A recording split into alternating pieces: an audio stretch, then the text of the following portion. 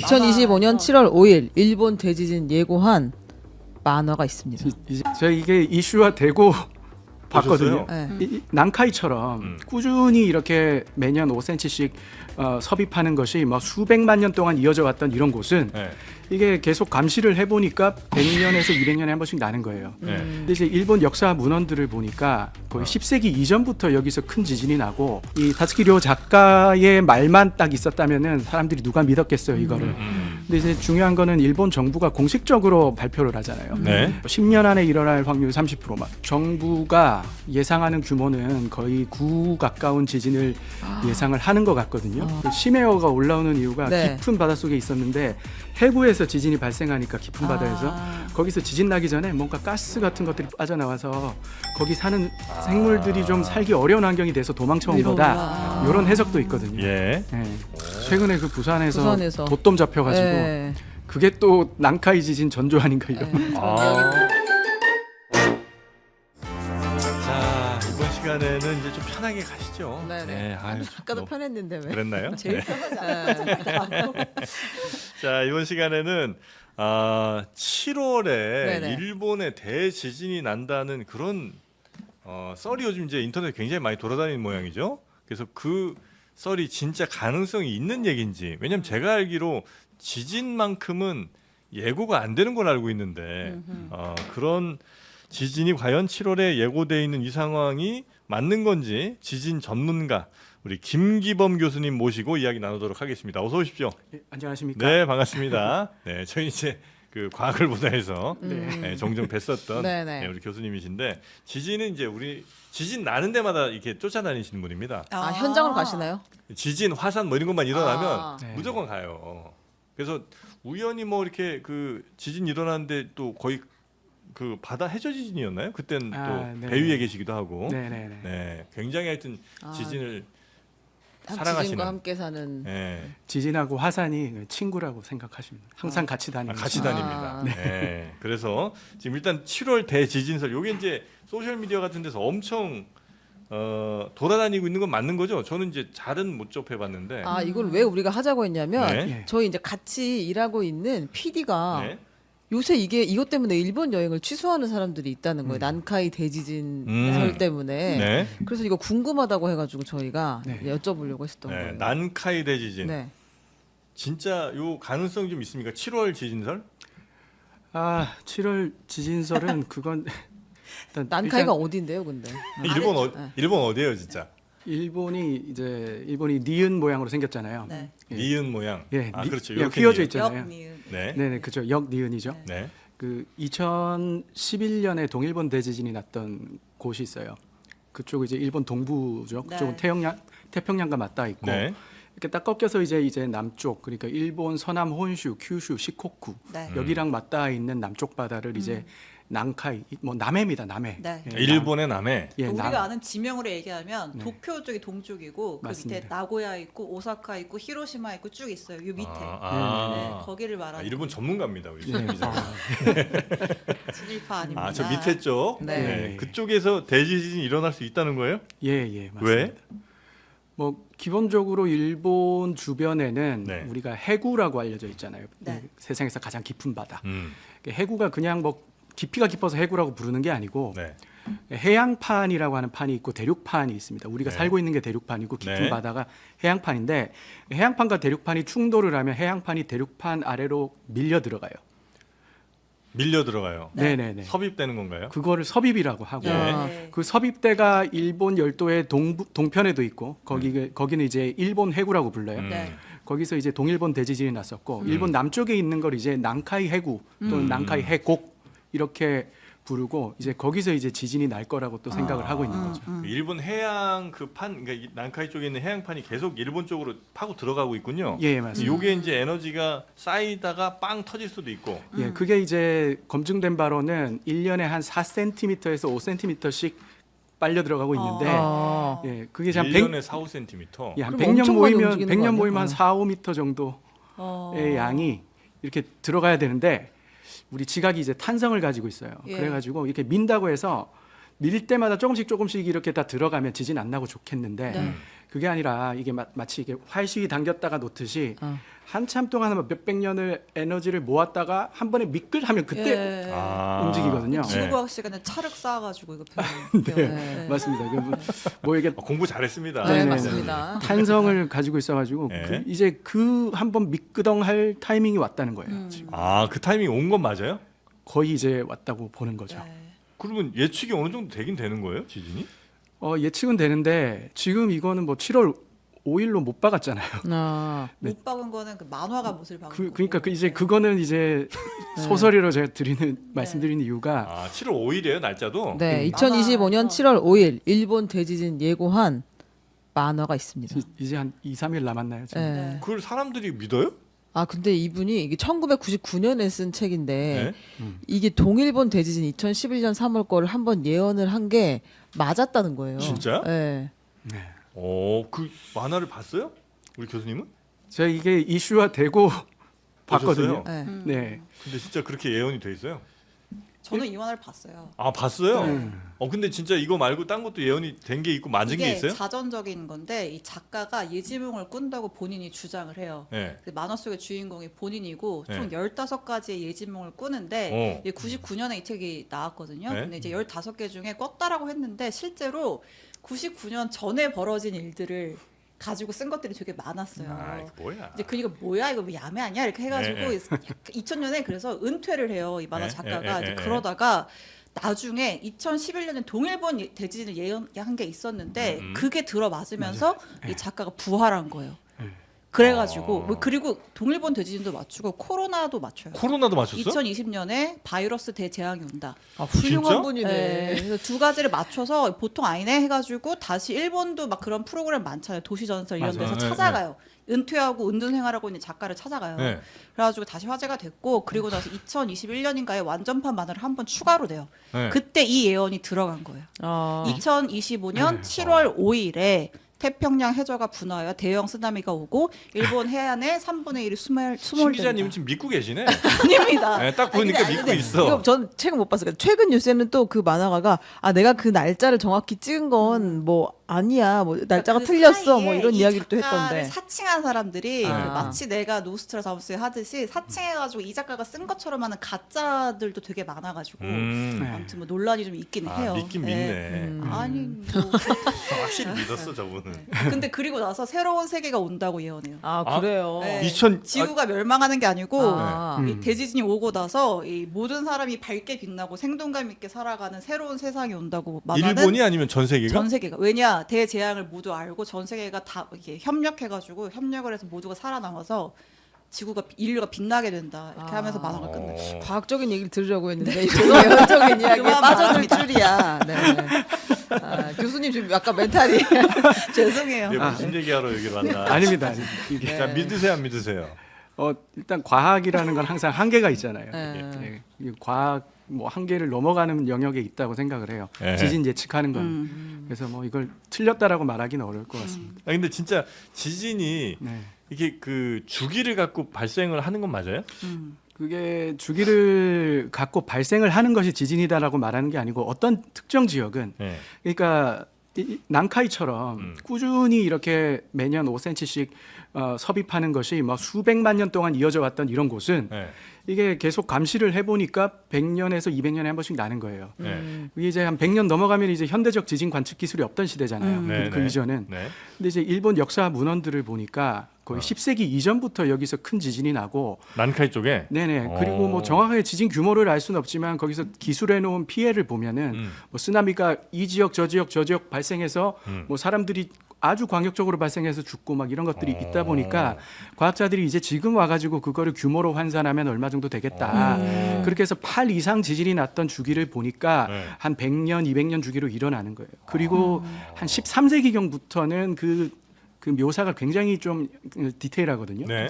그래서 그때부터는 이제 보니까 이제 굉장히 뭔가 이제 100년에서 한 150년 주기가 이제 관찰이 되는 겁니다. 그리고 지난 한 100년 정도는 안 났어요. 난카이 쪽에. 마지막 났던 지진이 1946년이에요. 일본 오. 패망 직후 1년 후에 났어요. 아. 쇼와 도난카이 대지진이라고. 80년 전이네요. 그럼 예. 아직 조금 더 쌓아야 되는 거 아닌가? 1946년. 아, 한 네. 20년 남은 거 아니에요? 네. 100년 주기설이면? 그렇죠. 지금 80년 지났으니까. 네. 네. 80년 지났는데 그게 이제 이게 조금 그런 게 지금 일본 정부가 또 이거를 네. 사실 아까 이 다츠키료 작가의 말만 딱 있었다면은 사람들이 누가 믿었겠어요 이거를. 근데 이제 중요한 거는 일본 정부가 공식적으로 발표를 하잖아요. 네. 30년 안에 일어날 확률 80%, 10년 안에 일어날 확률 30%막 이런 식으로 이야기를 하고 구체적인 사망자 숫자, 쓰나미 영역, 피해 규모 막 이거 다 이야기를 하다 보니까 정부가 네. 예, 일본 정부가 공식적으로 이야기를 하다 보니까 이제 뭔가 이게 막 서로 간에 그 막 이렇게 막 서로 간에 뭔가 이렇게 분명이 시너지가 돼가지고 생긴 거예요. 어. 네, 네 그렇게 된 건데 만약에 네. 뭐 대략 뭐 한 지진 한 8 정도 규모의 지진이 일어난다 치면 예 그 지역에서 일어난다 치면 어느 정도 피해가 예상되는 거예요? 지금 뭐 정부가 예상하는 규모는 거의 9 가까운 지진을 예상을 하는 것 같거든요. 아. 이 8에서 9로 가면 이게 에너지 차이가 32배죠. 32배죠. 32배. 이게 어마어마한 차이더라고요, 이게. 그게 저는 좀 이게 좀 회의적이거든요. 사실 좀 회의적인데 그렇게까지 실제로 날 건 벌어질 아닌 것이냐. 것 같다. 예, 왜냐하면 지금 이 주기를 봤을 때 이 사람들이 지금 30년 안에 80%라는 게 시간 예측 모델이라는 게 있어요. 네. 시간 예측 모델이라는 걸 쓰는데 보면은 1707년도 지진이 호에이 지진, 그 다음 지진이 안세이 지진이라는 지진이거든요. 그걸 보면은 이게 1707년, 그 다음 1854년, 그 다음에 쇼와 지진이 1946년이에요. 그때부터 점점 주기가 조금씩 짧아져요. 아. 700년 지진 이후에는 150년 후에 지진 발생했고 안세이 지진 1854년 지진 이후에는 네. 92년 만에 지진이 네, 그래프 발생했어요. 나가고 있습니다. 음. 네. 그리고 이 보면은 이 모델이 뭐냐면 네. 호웨이 지진 때는 거기 이제 무로츠항이라는 항구가 있는데 네. 남해안 쪽에 거기 이제 가문이 있어요. 쿠보노라는 가문이 있는데 대대로 그 항만 관리하는 가문인데 네. 그 호에이 지진이 일어났던 1707년 우리 조선 중기 때 그때 이미 그 지진 관측을 했어요 그 사람들이. 그래서 네. 지진이 나고 한 1.8m가 융기했다는 거예요. 그 다음 지진이 났던 안세이 지진 때도 이 사람들이 관측을 해보니까 그 대대로 이어가지고 여기를 관리하다 보니까 그 다음에는 1.2m가 융기한 거예요. 아. 그리고 땅이 올라왔다는 땅이 거죠? 올라간 거예요. 네. 항구 지역 지반이 들어올려진 거죠. 네. 그리고 나서 이제 쇼와 지진 때는 이제 현대적 관측 기술이 있죠. 그때 보니까 1.15m. 이게 보니까 1707년에서 150년 후, 그다음 92년 후 점점 줄어드는 데다가 융기량도 조금씩 줄어들죠. 아. 그러니까 여기서 규칙을 발견해서 일본에 있는 학자 한 분이 그다음 지진 나는 거는 이 관계에 따라서 88.2년 후가 될 거다. 그래서 2034년에 일어날 가능성이 가장 높다. 아. 지금 이렇게 한 건데 사실 저길 보면은 우리가 이걸 사이언스라고 하기에는 통계라고 하기에는 표본이 너무 네, 네, 표본 네. 3개 가지고 예, 하는 예. 이건 말이 좀 안 되는 거죠. 네. 그리고 이제 융기량하고 그다음 지진까지 걸리는 시간 간에 어떤 상관성이 있다는 그 인과관계가 입증이 돼 있으면 네. 그럼 우리가 그걸 받아들일 텐데 네. 그래서 저게 좀 약한데 일본 정부가 이거를 지금 공식적으로 말을 하니까 아. 그러니까 거기가 힘이 생긴 거예요. 아. 힘이 생긴 건데 사실은 이게 동일본 대지진이 일어났던 2011년까지만 해도 일본 정부가 굉장히 보수적이란 말이죠. 네. 일본 학계 자체가 네. 굉장히 요만한 걸 이렇게 뻥튀기해서 말하는 사람들이 아니에요. 네. 그래서 그때 당시에 이 동일본 대지진 나기 전에는 거기서는 지진이 8 이상 날 수 없다고 했었거든요. 아, 그랬다가 큰 거 두드려 맞으니까 그러니까. 이제 네, 그러니까 이게 대책이 감당이 안 되니까 그래 그때부터인 것 같아요. 일본 정부의 기조가 좀 바뀐 것 같고. 네. 네. 지금 위험은 과장해도 크게 손해 볼 일이 없거든요. 그러니까 말이에요. 그랬다가 만약에 좀 적게 나면 야, 그래도 다행히 우리가 막을 수 이만큼 있고. 준비했는데 대비해서, 그렇죠. 결국 근데 저 그 모델을 만약에 따른다면 이게 주기가 점점 줄어들고 융기량도 네. 줄어들잖아요. 주기가 줄어든다는 거는 힘이 누적되는 시간 줄어든다는 예. 거고 융기가 적다는 거는 그 발산되는 힘이 적다는 건데 그렇게 되면 규모도 같이 줄어들어야 사실은 정상적 사고인데 주기는 저렇게 보면서 일본 정부는 또 규모 자체는 한 9에 가까운 걸 상정을 하고 또 이렇게 하니까 네, 네, 그런 네. 부분이 있죠. 만화에서는 동일본 대지진의 3배의 쓰나미가 온다고 예측을 아. 했습니다. 네, 그렇죠. 오늘 가장 신빙성이 높은 신혜원 기자의 말. 네. 그 만화를 근데 참 많이 보시는 모양이에요. 이런 거 보시는 거 보면 어릴 때 안 보셨어요? 만화방 안 갔나요? 저는 뭐 잘 네. 만화는 안 봤습니다. 저도 만화가 어려워가지고. 그렇죠. 하여튼 신 기자님은 대단하십니다. 네. 자, 그래서 이제 지진이 뭐 30년 내, 20년 내 뭐 이렇게 발생할 가능성은 꽤 높긴 하나 에너지가 그렇게 축적되지는 않을 것 같아서 아마 그렇게 막 8, 9 이 정도의 지진이 발생하기는 조금 어렵다. 이렇게 이제 교수님 보시는 거군요. 예, 뭐 과학자적으로 이야기를 하려면 지금 당장 일어나도 안 이상하고요. 앞으로 한 100년 동안 안 일어나도 상관은 없어요. 네, 그렇게 문제는 안 됩니다. 아, 그래요? 네네. 하긴 뭐 이게 정확하게 진짜 샘플이 너무 적어갖고 그러니까요. 뭐 어떤 규칙성 발견하기가 좀 어렵고 그 뭐 화산이나 이런 것들도 역시 마찬가지로 이게 예측하기가 뭐 어떤 뭐 그 전에 진동이 막 일어난다든지 뭐 이틀 전에 뭐가 발생 이런 거 별로 없잖아요. 맞습니다. 그래도 화산은 막 그래도 그 사전에 징후가 좀 발견이 돼요. 김 좀 이렇게 뿜어 나오나? 예, 김도 나오고 네. 예, 화산이 부풀어 올라요. 막 부풀어 오르는 현상도. 산이 이렇게 부풀어 올라요. 예, 모든 화산을 다 예측할 수는 없지만 큰 분화가 특히나 있는 경우에는 네. 화산 자체가 변형이 일어나는데 아. 예, 지진은 사실은 지금까지는 그 어떤 전조라고 할 수 있는 걸 알 수 없다. 네, 이렇게. 새들 막 때려 날아가고 뭐 쥐들 막 어디 막 저 지하수 같은데 막 뛰어들고 뭐 이러는 거 다 영화에서 나온 얘기죠. 예, 뭐 그런 일이 발생할 수 있는데 네. 그래서 심해어가 발견되고 네, 막 네. 하늘에 지진운이라고 하는 게 관측이 돼서 날 거다 했더니 안 나는 거죠. 네. 맞아. 근데 사람보다 동물이 먼저 아는 건 맞아요? 그럴 수 있겠죠. 만화에 그 내용 나왔죠. 아니요. 그냥 일반적으로 그렇게 그래, 묘사가 되잖아요. 맞아. 개미들이 동물들이 갑자기 훨씬 땅으로 더 들어가고 맞아, 뭐 맞아. 이렇게. 땅굴을 그러니까 파고 들어가고 그런 막 말 이렇게. 있어요. 그 심해어가 올라오는 이유가 네. 깊은 바닷속에 있었는데 해구에서 지진이 발생하니까 깊은 바다에서 거기서 지진 나기 전에 뭔가 가스 같은 것들이 빠져나와서 거기 사는 생물들이 좀 살기 어려운 환경이 돼서 도망쳐 온 위로 거다. 이런 해석도 있거든요. 예. 예. 최근에 그래서 심해어들이 좀 잡히는 것 때문에 더 이제 불안감이 최근에 높아졌다는 심해어들 기사들도 좀 잡혀요? 있더라고요. 예, 최근에 그 부산에서 부산에서. 도톰 잡혀가지고 예. 그게 또 난카이 지진 전조 아닌가 이런. 그런 이야기도 있어. 그게 또 심해어예요, 도톰이. 도톰이 한 200m 이상 바다에서 산다고 우와. 하니까 근데 걔 잡혔어요. 그렇다. 근데 만약에 거기서 지진 나면 우리나라의 영향은 어쨌든 일본이 한번 막아주는 거 아니에요? 그렇죠. 이게 일본이 있기 때문에 뭐 쓰나미가 만약에 생긴다면 네. 쓰나미는 거의 무조건 예상이 되거든요. 예. 왜냐하면 역사 기록에 보면은 큰 지진 날 때마다 쓰나미 피해가 항상 기록이 돼 있어요. 음. 네, 그래서 거의 무조건적으로 날 거라고 생각하는데 네. 그 아마도 일본에 가로막혀서 우리나라 쪽으로 쓰나미는 못 올 겁니다. 네. 그런데 지금 예측하는 거는 이게 얼마 전에 미얀마 지진 났을 때 규모가 네. 7.65 이 정도 됐었는데 그 사가잉 단층이라는 단층에서 났어요. 근데 거기서 1000km 떨어진 방콕에서 건물이 태국에서, 무너졌거든요. 근데 지금 그 난카이 해곡하고 제가 사는 부산하고 뭐 아주 가까운 곳은 400km, 500km 조금 안 돼요. 예. 그래서 이게 뭐 거기서 지진 나면은 네. 그 규모 8 이상 지진 나면은 네. 뭐 충분히 어떤 지진동이 부산까지 전파될 가능성이 있죠. 네. 그런 가능성이 있다고 봅니다. 그러니까 그 해일 피해는 쓰나미 피해는 없겠으나 예. 지진이 여기까지 오면서 그 네. 부산이나 뭐 일부 지역을 흔들 가능성은 있다. 예. 그러나 그건 이제 지진의 규모가 꽤 커야 이제 부산까지 오는 거겠죠. 그 뭐 미얀마 지진 같은 경우에는 8이 안 됐거든요. 그래요? 네, 그럼 8이 규모랑 직접적인 상관은 없는 거예요? 그러니까 지진이 어디를 따라서 어떻게 전파할 수 있느냐, 더 이쪽 특정 방향으로 전파하기 네. 좋은 방향을 따라서 가겠죠. 그 어떤 그런 거를 우리가 예측을 하려 그러면 네. 우리가 우리 주변 바다의 지각 구조나 어떤 네. 퇴적층의 구조나 이런 것들을 알아야 되는데 그걸 우리가 몰라요? 뭐 그런 거 뭐 조사를 안 하는 나라기 때문에 그러니까 동일본 대지진은 어쨌든 이렇게 경리은에 이게 가로막고 있으니까 쓰나미가 와도 피해가 전혀 없는데. 예, 쓰나미는 걱정 안 해도 될 거예요. 오히려 2024년도 1월 1일에 동해에서 지진이 큰 게 났어요. 예. 일본 쪽에서 노토반도라고 하는 곳에서. 아, 예, 그때 규모 7.6짜리 지진이 났어요.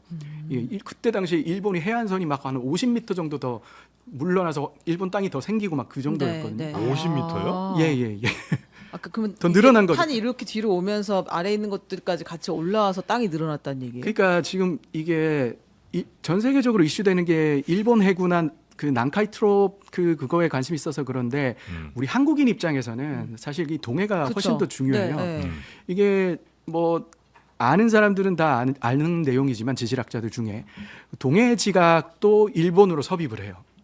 동해 지각이 그러니까 바다의 해안 네네네. 지각이 일본으로 가고 있어요. 네, 그러니까 일본은 동쪽에서는 태평양이 섭입하고 예. 서쪽에서는 동해가 섭입을 해요. 아. 일본을 이렇게 쏙 떠갖고 어디를 보내려고 그러시는 그래 거예요? 이렇게 되면 그러니까 가라앉는다는 거예요. 일본 침몰 침몰. 이야기가 일본 침몰. 예, 나오는 예. 건데 그런 상황이라서 거기서는 그러니까 우리 동해의 반대편에서는 예. 한 10년에 한 번씩 규모 7.5에서 8 사이 지진이 나거든요. 예. 10년에 한 번요? 예, 그럼 우리 모르잖아요. 네, 그럼- 네. 예, 그러니까 오. 나서 뭐 다 알려진 사실인데도 우리 모르고 대비를 안 그래요? 하는. 근데 사실 그게 한 제가 이제 발표했던 논문이 2018년도에 했던 발표한 논문인데 우리 동해 쪽에도 그런 현상이 일어나고 있어요.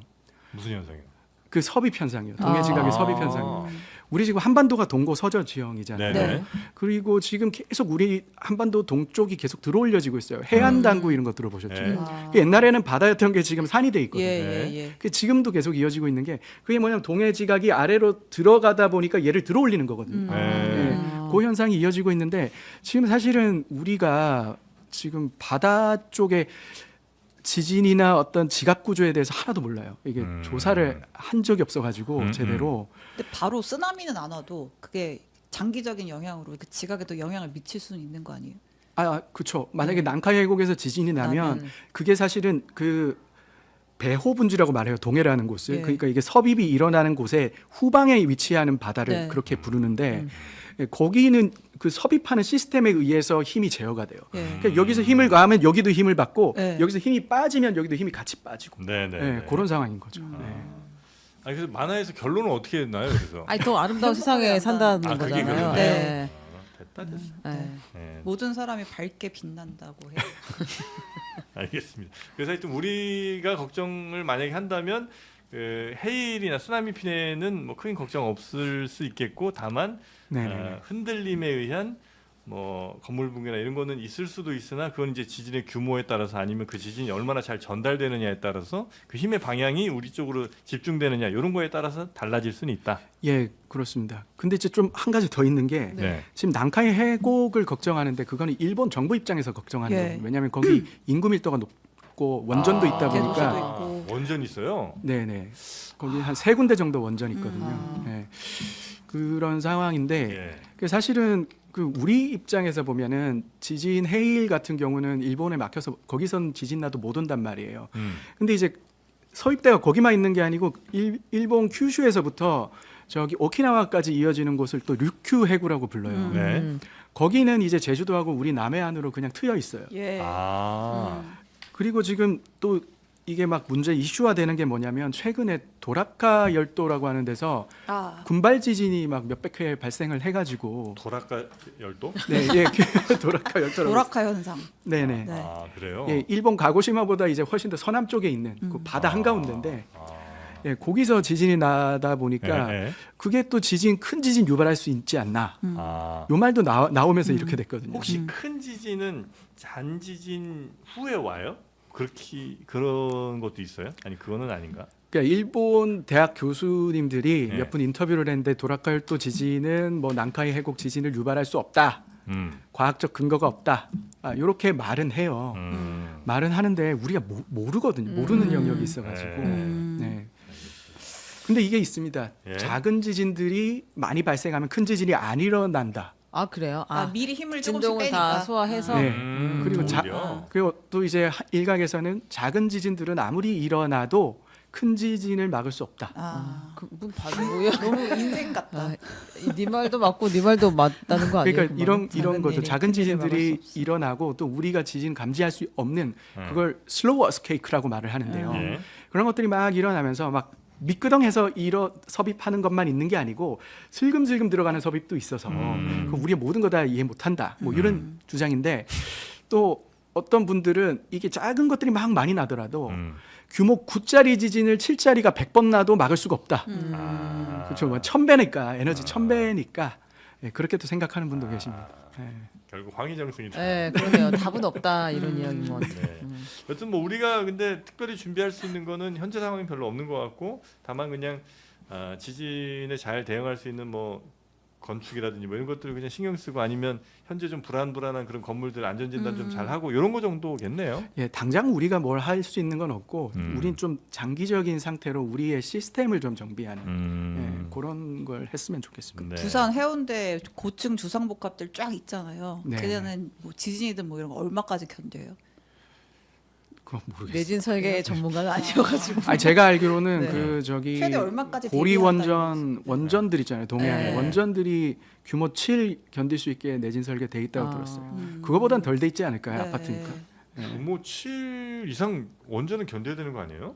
그렇죠. 당연하다는 견뎌야죠. 생각 들죠. 예. 그 저기 네. 동일본 대지진 9가 났을 때도 원전 자체는 괜찮았거든요. 예. 아, 그 저기 전력 공급 시스템이 망가져서 망가져가지고. 냉동 네, 못해요. 네, 예. 그 부산에 있는 그 고층 건물들 지금 댓글에서는 대략 한 7 정도를 보고 있는 것 같습니다. 그 정도는 견디나요? 예. 근데 이제 댓글이 정답이에요. 뭐 믿을 곳이 거기밖에 네, 없으니까. 지금 그러네요. 근데 이제 7이라고 하더라도 그게 꼭 정확하게 전달되는 그거랑은 또 다르잖아요, 그죠? 네, 그렇죠. 예, 그러니까 진도로 이건 좀 따져야 되지 않나 싶긴 한데. 그렇죠. 이게 진도로 따져야 되겠죠. 이게 규모는 네. 뭐 좀 바다한골 멀리서 나면은 네. 여기서는 훨씬 더 진도가 그 낮아지죠. 지진의 이제 총 에너지 합인 거니까 규모는 그죠? 그러니까요. 네. 예, 그거 말고 정 부산 뭐 해운대 지역에서 얼마나 떨리느냐 위아래로 좌우로 뭐 어떻게 떨리느냐에 따라서 그건 이제 얼마나 견디느냐를 이제 좀 따져보긴 해야 되겠죠. 예. 네, 그럴 것 같습니다. 예. 제가 더 전문가 같은 느낌이 고맙습니다. 네. 그 쌍둥이 지진이라고 이렇게 나왔는데 인터넷에 막 저런 게 많이 돌아다녀요. 이런 거 제가 보지 마시라고 믿지 마시라고 가져온 거고요. 굉장히 생소한 개념이 좀 나왔습니다. 사이즈믹 더블릿이라고 해서 더블릿 지진 뭐 이렇게도 말하고 우리나라 강릉에서 거의 서울까지의 영역이 한 번에 깨졌다고 보시면 돼요. 어떤 현대에는 저런 큰 지진을 겪어보지를 못했습니다. 그러다 보니까 지금 피해가 굉장히 컸다고 볼 수 있어요. 우리나라를 판 내부에 있어서 안전하다라는 그런 통념이 있어 왔습니다. 이 설명이 좀 바뀔 필요가 있습니다. 불의 고리에 매우 인접해 있고 네, 지금 전 세계에 지진이 굉장히 심각하게 발생하고 있습니다. 우리나라가 지금 지진이 좀 안 나다 보니까 잘 못 보시고 뉴스에 접하지 않으신 분들도 꽤 계신 것 같은데 지금 베네수엘라, 일본 등등에서 전 세계적으로 꽤나 큰 지진들이 많이 일어나고 있는 모양이에요. 그래서 오늘 부산대 지질환경과학과 우리나라 지진의 탑이시죠. 네, 지진 관련해서는 최고의 전문가 김기범 교수님 모셨습니다. 어서 오십시오. 네, 안녕하십니까? 네, 반갑습니다. 자, 그리고 최인경 신혜영 기자님 계속해서 좀 함께 해주실 거고 그 자료를 연결을 혹시 모르니까 우리 교수님 노트북과 연결을 시켜놨고요. 지금 베네수엘라에 어마어마한 강진이 있었다고 그러던데 그거 살짝 뭐 브리핑에서 좀 뉴스를 전해주실 수 있을까요? 이게 닷새 전에 예. 베네수엘라에서 굉장히 큰 지진이 났고 지금 사망자 부상자가 계속해서 늘어나고 있더라고요. 네. 현재까지 집계된 닷새째인 오늘 이제 구조 작업 결과 이제 현재까지 확인된 사망자가 1,450명 정도라고 하고요. 확인만 1,450명. 예, 부상자가 3,000명이 넘고 이재민도 12,700여 명으로 지금 파악이 됐다라고 합니다. 확인되지 않은 건물이 실종자도 꽤 계시다는 것 같은데. 그렇죠. 예, 네. 건물이 한 800여 채가 파손이 됐고 지금 첫 지진 발생 이후에 닷새 동안 여진이 430차례가 이어지고 있는 상황이라고 합니다. 네.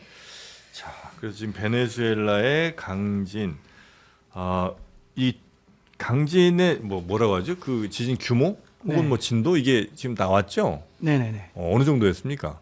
규모는 지진이 2개가 있었습니다. 예. 먼저 베네수엘라에. 네네네. 네. 지진이 2개가 있었고 한 5km 정도 간격을 두고 지진이 발생을 했습니다. 두 네. 개의 지진이요. 네. 첫 번째 지진은 약 7.2 정도의 우와. 규모를 가지고 있었고 그리고 나서 한 30초?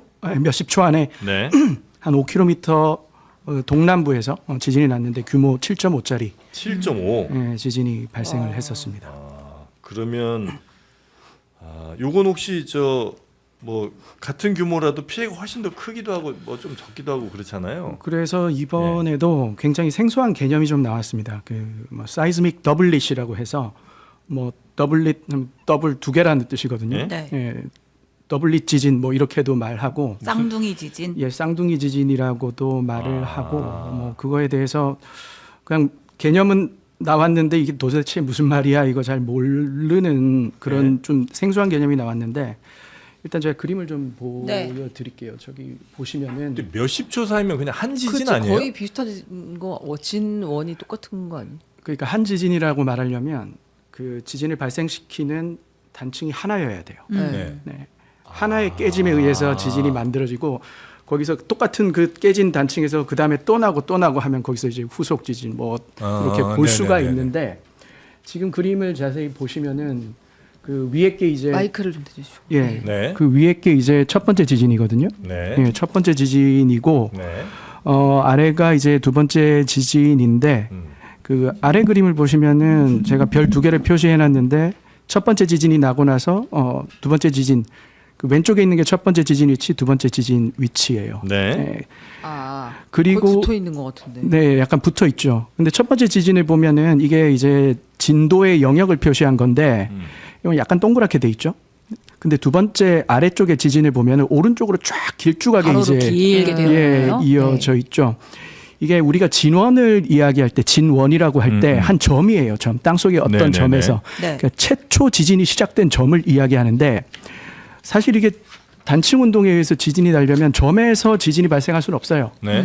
핵실험 같은 경우는 핵폭탄을 점에서 터뜨리니까 점에서 지진이 일어날 수 있는데 단층은 선이고 면이거든요. 네네. 그렇기 때문에 이 면 자체가 이제 지진의 근원이 되는 거예요. 예. 그런데 이제 여기서는 진원을 여기로 해놓고 그럼 쭉 해놨잖아요. 여기서 보면은 그 베네수엘라 수도까지는 한 150km 정도 떨어져 있거든요. 네. 진원에서. 예. 근데 지금 사실은 지금 굉장히 많은 사상자가 지금 수도에서 나오고 있단 말이에요. 예. 그러니까 이 뭐냐면 지금 이 왼쪽에 서쪽에서 지진이 시작돼서 단층이 동쪽으로 쫙 전파된 거예요. 예. 예. 이게 뭐냐면 왼쪽에서 깨지기 시작해서 초음속으로 단층이 전파되거든요. 초음속으로 카라카스 지역까지 쭉 전파가 되면서 거의 150km 정도에 달하는 우리나라 강릉에서 거의 서울까지의 영역이 한 번에 깨졌다고 보시면 돼요. 찢어진 거예요? 네네네. 판이요, 이렇게? 단층인데 요건 제가 좀 다시 설명을 해드릴게요. 네. 네. 일단 지금 지진이 난 이 베네수엘라라고 하는 곳이 네. 판경계에 해당합니다. 예. 예. 지금 이 그림을 보시면은 네. 여기 왼쪽 그림이 보면은 이제 판경계에는 세 종류가 있어요. 바다 한가운데 있는 이렇게 쭉 찢어지는 부분 중앙해령이라는 곳이 있고요. 네. 그 아래 이제 중앙해령의 개념 뭔가 네. 이렇게 아, 오랜만에 보는 그림이네요. 예, 벌어지죠, 네. 그죠? 네. 그리고 이제 제일 오른쪽에 보면 해구라고 해놨는데 네. 두 개의 판이 이렇게 서로를 마주보고 이렇게 가면서 하나가 다른 하나 아래로 가라앉는. 네. 네. 섭입되는 거. 섭입대예요. 일본에서 네. 이제 이런 지진들이 발생한 거고 네. 이번 베네수엘라 같은 경우는 지금 이게 멀어지지도 가까워지지도 않고 이렇게 평행하게 미끄러지는. 아, 네. 비껴나간 거구나. 네, 예. 이런 경계를 이제 보존형 경계, 변환 가운데 단층. 있는 거예요? 예, 예, 예. 아. 지금 이런 스타일로 지진이 발생했어요. 여기 오른쪽 그림을 보면은 전 세계 판의 경계를 이렇게 표현을 해 놓은 겁니다.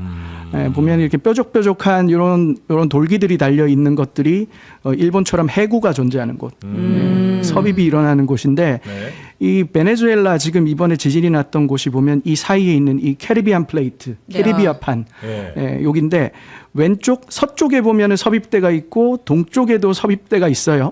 예.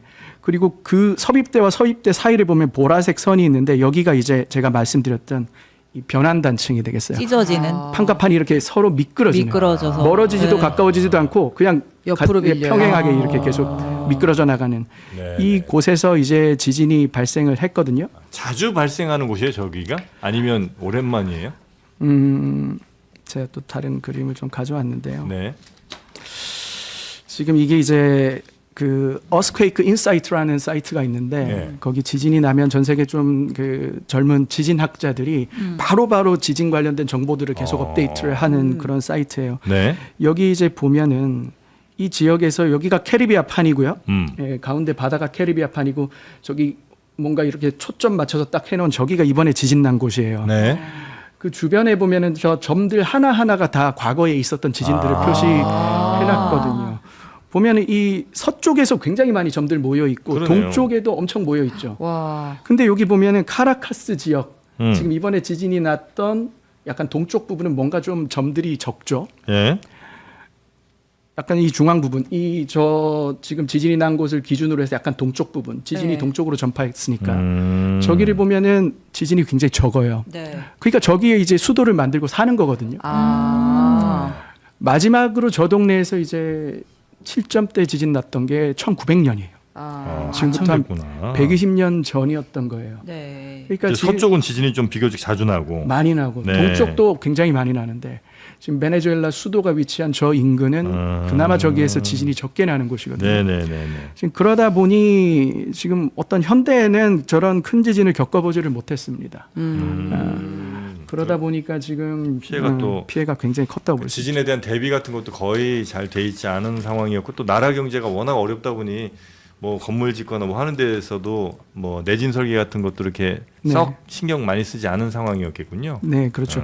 거기다가 뭐 이번에 저기 지진이 났던 수도 근처는 예. 이 충적층이라고 그래서 우리 한강 하구나 낙동강 하구 같이 이렇게 모래나 흙들이 이렇게 쌓여 있는. 예. 그러니까 뭔가 뭐 관악산이라든지 북한산처럼 튼튼한 암석이 지대가 아니라 아니고. 네, 그러니까 모래나 이런 것 위에 건물들이 많이 지어져 있기 때문에 그런 것들은 저런 큰 지진이 나게 되면 토양 액상화라고 해서 네. 땅이 마치 죽처럼 변해버려요. 네, 그런 건물들이 견디지 못하고 무너지는 경우도 있고 그리고 이번에 이제 그 쌍둥이 지진이라고 이렇게 나왔는데 네. 이제 그림을 보시면은 그 인터넷에 막 저런 게 많이 돌아다녀요. 뭐예요? 근데 이런 거 제가 보지 마시라고 믿지 마시라고 가져온 거고요. 네. 예, 이제 이게 뭐냐면 지금 아까 보여드렸던 그 베네수엘라를 지나가는 동서로 지나가는 단층들이 굉장히 깁니다. 네. 수백 킬로미터에 달하는데 단층은 수직적 성분을 가지고 있어요. 수평적 예. 선의 성분을 가지고 있는데 지구 표면은 구형이다 보니까 단층이 하나가 쭉 이어지질 못해요. 요만큼 가다가 탁 분절, 가다가 분절, 예, 릴레이 하듯이. 네네. 사다리 타듯이 이렇게 되는 거예요. 네, 맞습니다. 가다가 좀 이쪽으로 가다가 해서 이제 이 그림을 보시면은 단층이 이렇게 쭉 가다가 두 개 끊어져 있죠. 그 왼쪽 그림을 보시면은 저 사이 부분을 뭐라고 하냐면 릴레이 램프라 그래요. 릴레이는 우리 개주할 때 그 릴레이고요. 램프는 뭐냐면 고속도로에서 우리 다른 고속도로 옮겨갈 때 빠지는 길 있잖아요. 네. 그 램프라 그러잖아요. 네. 네, 저런 식으로 이어지는데 지금 이번에 지진이 났던 곳 여기를 보면 첫 번째 지진이 발생을 하고 두 번째 지진이 발생하고 나서는 동쪽으로 쭉 가버리죠. 이 곳에 대해서 이 어스퀘이크 인사이트에서 올라온 것은 이 두 개의 단층, 서쪽에 있는 건 앙콘 단층이라 부르고 네. 동쪽에 있는 거는 산 세바스찬 엘필라 단층이라고 부르는데 그 사이에 요 릴레이 램프 지역에서 지진이 나면서 앙콘 단층에서 한 번 나고 그게 바로 동쪽으로 가지 못하고 산세바스찬 단층에서 그거 에너지를 이어받아서 나는 그렇게 네. 해서 이제 발생했다. 그래서 쌍둥이 지진이 서로 다른 그 지진이었던 것이에요. 네. 아이고야. 어려워라. 같은 단층대지만 다른 단층의 분절에서 굉장히 짧은 시간 안에 두 개가 그 발생했다. 단층의 밑에 멘틀의 움직임에 의해서 당연히 지진이 생긴 거예요? 멘틀의 움직임이라기보다는 여기는 판경계거든요. 네. 예, 그래서 이 경계부 자체가 베네수엘라 북부 전체가 네. 다 판의 경계에 속합니다. 그러니까 언제든 지진이 날 수는 있는 곳인데 이게 사람들이 이제 이걸 인문지리적으로 판단하는 거예요. 살아보니 지진 안 나더라 이런 식인 거예요. 그러니까 이곳은 판의 경계고 이게 수천만 년 동안 이런 주양 이동성 운동이라고 하는데 이 운동을 지속을 해왔기 때문에 네네네. 반드시 지진이 나야 하거든요. 네. 여태까지 안 났던 건 운이 좋아서였던 거군요, 그냥. 안 났다기 운보다는 그 안 난 곳이면 카라카스, 예. 안 난 곳이라면 지진이 앞으로 난다면 더 큰 지진이 난다. 이게 분명히 움직이는데 당연히 지진이 나야 되는데 뭔가 계속 버티고 있다는 얘기는 한 번 날 때 크게 난다. 그렇죠. 이제 소급합니다. 에너지가 예, 예. 응축되어 있던 예, 예. 게 터지는 거군요. 그렇죠.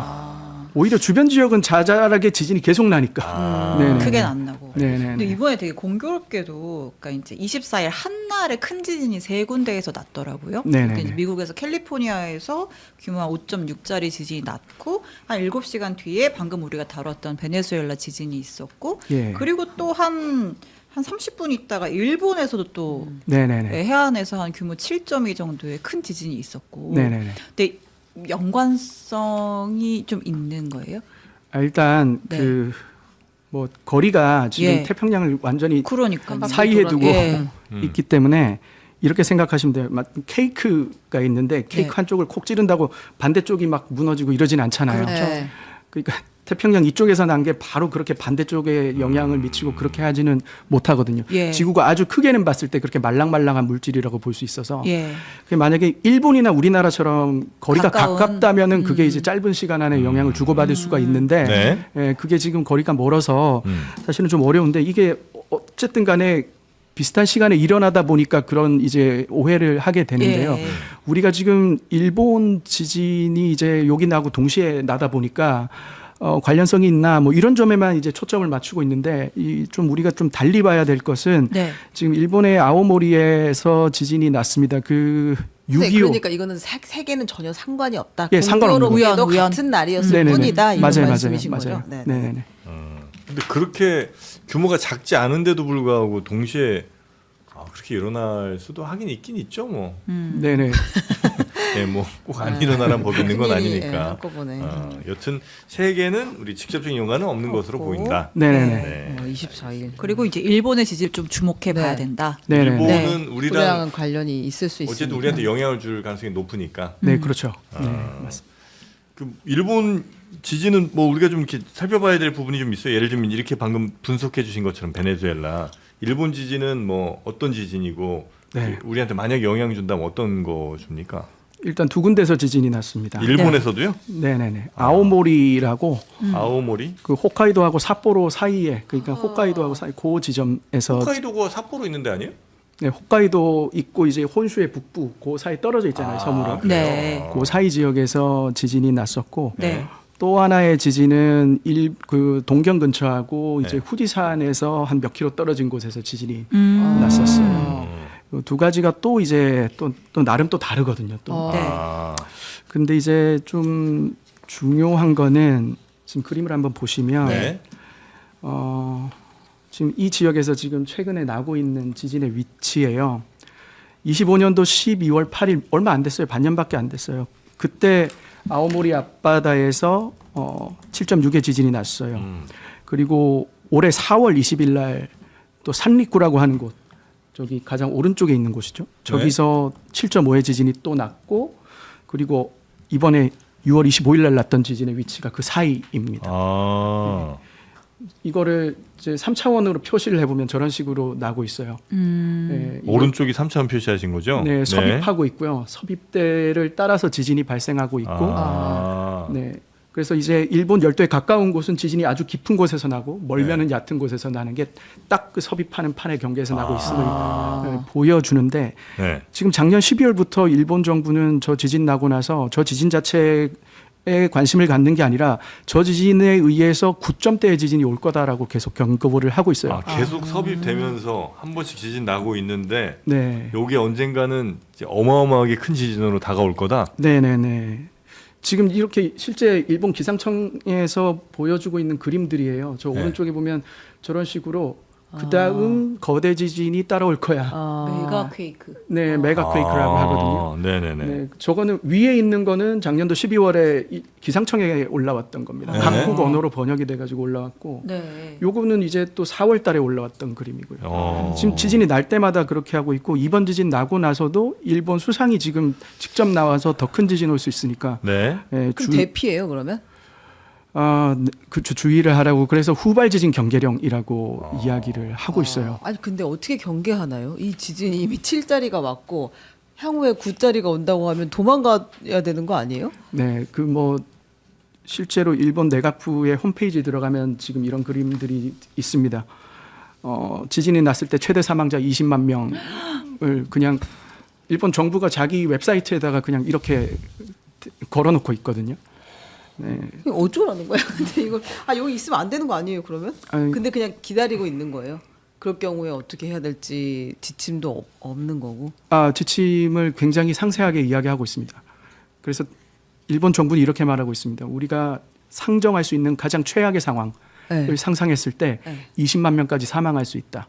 심지어 지진이 단순히 크게 나고 쓰나미가 크게 만들어지는 상황뿐만 아니라 지진 발생하는 시점이 한겨울에 야간 눈이 엄청나게 많이 쌓여서 사람이 대피가 불가능한 상황.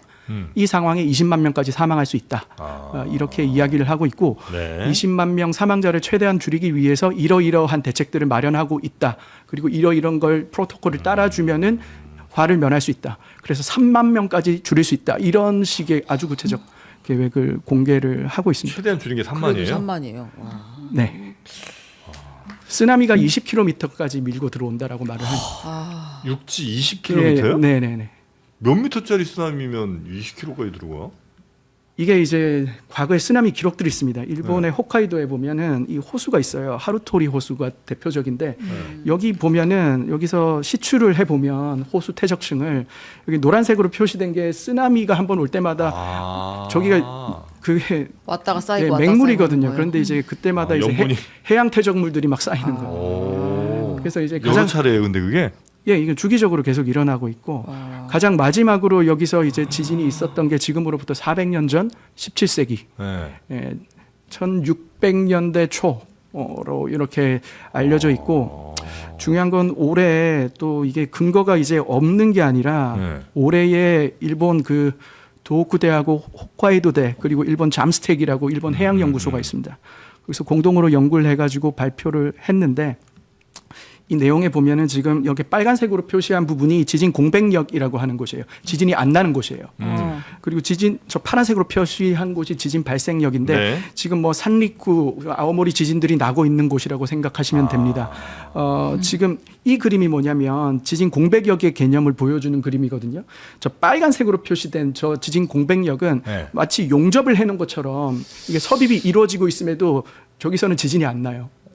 더 깊은 곳은 미끄러지면서 지진이 자주 발생을 하는데. 네네네. 근데 저게 시간이 지나다 보면 저 부분이 들러붙어 있기 때문에 네. 윗부분이 저렇게 활처럼 휘어져요. 아. 그러다가 언젠가 특정 이상의 힘이 누적이 되면 저게 탁 끊어지면서 지진이 나는데 빨간 부분이 그래서 파란 부분 그러니까 깊은 곳 육지에 가까운 곳에서는 지진이 자주 나는데 한 7점대 이런 지진이 나는 거예요. 근데 저 빨간 부분에서는 한 몇십 년간 몇백 년간 지진이 안 나다가 없다가. 한 번 나면은 이제 9점대가 났는데 동일본 대지진 때 똑같이 저렇게 지진이 예. 났었어요. 그런지 예. 어마어마한 메가 쓰나미 오는 거고. 네네네. 아 그래요. 지금 근데 일본 저기 연구자들이 조사를 해보니까 이 지역에서 400년간 저기 지진이 없었고 지금도 지진이 안 발생하고 있고 완전히 태평양판하고 저 부분이 완전히 고착화돼 가지고 들러붙어서 함께 지금 움직이고 있다. 네네네. 이렇게 이제 결론이 난 거예요. 예, 에너지가 누적이 돼서 여기서 지진이 난다면 9점대가 난다 이렇게 말하고 있습니다. 그 우리가 뭐 좋아할 건 전혀 아니고 저 안타까운 상황을 어떻게든 막아야 되긴 하는데 보니까 일본의 동쪽이네요, 그죠? 맞습니다. 그러니까 우리나라와 접한 쪽은 그러니까 일본의 서쪽은 대체로 아닌 거죠. 일본의 서쪽에서 2024년도 1월 1일에 큰 지진이 났었고 거기서 500여 났어요? 명이 사망했습니다. 아, 그래요? 거기에 지진이 7.6이었습니다. 서쪽이라고 하면 어느 부분이에요? 동해랑 붙어 있는 일본의 곳이에요? 서쪽 해안이니까 우리 동해죠. 동해의 그렇죠. 동쪽 편에서. 규슈 이쪽이 맨 예. 밑에 쪽.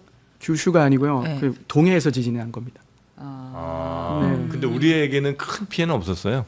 그때 우리 쪽으로 쓰나미 경보도 내려졌고 네. 무코까지 1m의 쓰나미가 이제 도착을 했었죠. 하긴 했었죠. 네네네. 알겠습니다. 여튼 이제 굉장히 큰 지진이 언젠지 모르지만 하여튼 예상되는 곳이 이제 일본의 북동쪽 네. 현재 거기가 지금 유력하게 거론이 되고 있고 역시 이거는 그 태평양 판 자체가 워낙 크고 힘이 넘치는 판이라 그러는 거예요. 네, 그렇습니다. 그게 사실은 뭐 지금 현재의 네. 전 세계의 지진을 주도하고 있다라고 보시면 되겠어요. 아, 태평양하고 대서양에서는 지각이 끊임없이 계속 만들어지고 있거든요. 네. 마치 컨베이어 벨트처럼 지각을 만들어서 중앙에서 만들어서 계속 공급을 해요. 어디에다가요? 네, 지금 그림인데 한번 보시면 땅 넓어지는 나라가 있어요 지금? 그 이런 정도는 아니고 어떤 해저에서 네네. 지금 이런 느낌이에요. 어디요? 이 저기 그림을 한번 보시면은 저기 보면은 저기 가운데서 만들어져 가지고 계속적으로 저렇게 퍼져 나가는 거예요. 가운데 아래쪽에 저 빨간 네. 불에서 지금 땅을 만들어서 지금 여기 대서양을 보시면은 대서양 가운데 무슨 수술 자국처럼 쫙 있죠. 네. 저 부분이 계속 지각이 만들어지고 있는 곳이고, 아 저기 오른쪽 아래 이제 말씀하시는 거죠? 예 오른쪽 그림을 보시면 빨간색으로 지구의 표시된 빨간 부분들, 줄. 예, 거기가 지각이 만들어지는 곳이에요? 예 지각의 나이입니다. 아. 0살부터 시작합니다. 계속 태어나니까 아, 저 보라색으로 갈수록 나이가 많아지는 거예요? 나이가 많아지는 겁니다. 아. 그러니까 계속 태어나서 늘어나니까 바다에서 지각이 어딘가에서는 지각이 없어져야 되거든요. 표면적이 정해져 있으니까. 예. 그곳이 어디냐면 이제 태평양 불의 고리가 되는 거예요. 지각이 없어지는 곳이에요. 저기. 거긴 좀 없어지고 가운데서 만들어지고. 네. 없어지는데 이게 있는 지각을 억지로 우겨 넣으니까 거기서 굉장히 큰 지진들이 지진 나는 발생합니다. 거고. 아. 아유, 아니 근데 선생님 그 일본에 그러면은 가지 말아야 합니까? 동쪽은 가지 말아야지. 동쪽 가지 말아야 돼요? 네. 맞죠?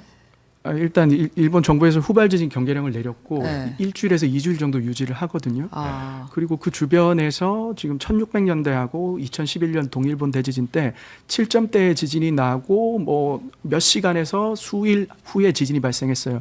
그래서 뭐 지금 뭐 6.9에서 7.2로 상향됐지만 이런 지진이 한번 발생하면 일주일 정도는 최소한 좀 안 가시는 여행을 게. 좀 안 자제하는 가시는 게. 게 네, 그리고 그 이후에 그게 해제가 되면 그때 가시는 것을 좀 제가 드립니다. 후쿠오카는 좀 괜찮죠? 후쿠오카도 뭐 네네 네. 네, 제가 뭐 그렇다고 이제 뭐 또 무조건 또 어디든 위험하다라고 할 수는 없기 찍어보세요. 때문에. 먹는데 갈 만한데 찍어보세요. 네, 아니 그 저 제일 더운데 오키나와. 오키나와. 네. 은근 좀 괜찮죠?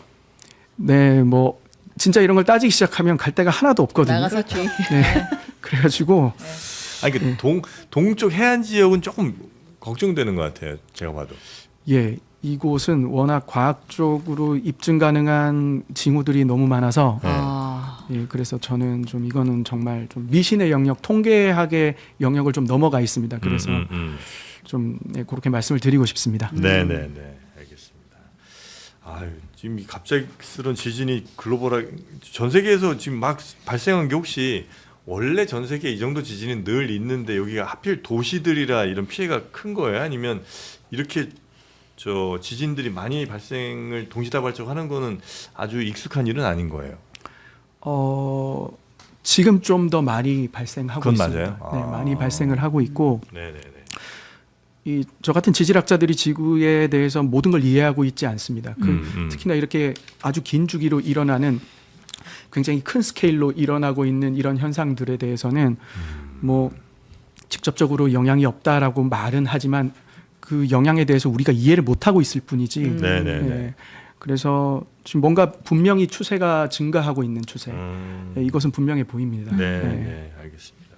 자, 하여튼 당분간 좀 권고를 하시는 거니까 네. 일본은 방문을 좀 안 가는 자제하시는 걸로. 걸로. 네. 가지 말할 때 좀 가지 말라고 댓글에서도 얘기하네요. 북부 지역만. 특히 네. 북부 아, 지역 예, 삿포로 북부 이런. 지역만. 네. 꼭 가야겠으면 오사카, 네. 오키나와 네, 이쪽으로 후쿠오카. 후쿠오카 이 정도 부탁드리겠습니다. 아 오늘 저희 장르만 연구소에서 진짜 코너 이름에 딱 걸맞는 진짜 연구소 같은 느낌이었습니다. 어려웠습니다, 근데. 각종 도표 뭐 이런 거 네. 조금 어렵긴 했어요. 네. 근데 이거는 좀 뭐라 그럴까 이게 알고 워낙 있어야죠. 사람 생명 걸려 있는 일이라 그렇죠. 네. 예, 정확하지 않으면 안 되는 거라서 좀 예, 죄송합니다. 다 해놓고 죄송. TV로 보시기 바랍니다. 왜냐면 지도가 네. 너무 많이 나와가지고 휴대폰으로 보면은 결명 자체 안 먹고 볼 수가 없습니다. 맞습니다. 하여튼 핵심은 이번 지진 특히 이제 저 베네수엘라에서 일어난 지진은 그러니까 보통 일본에서 일어났던 판이 다른 판 밑으로 기어 들어가면서 그 마찰로 인해 생기는 그런 지진의 원리는 아니었고 아닙니다. 베네수엘라는 판이 그냥 옆으로 미끄러지면서 옆에서 이게 마찰이 생기면서 네네, 생겼던 맞습니다. 지진이고 원래 그 이번에 지진 난 곳 좌우로 지진들이 꽤 많이 발생하는 네. 지역이긴 한데 요 정도로 큰 지진은 조금 드물기는 하다. 예, 요 예. 정도로 이해하도록 하겠습니다. 하나만 덧붙이자면 하나만 더 말씀해 주신다면 우리나라의 양산단층이라고 있습니다. 포항과 경주 지진이 발생했던 네. 단층도 지금 이 베네수엘라 이 앙콘 세바스찬 단층 이 단층하고 동일한 원리로 작동하고 있거든요.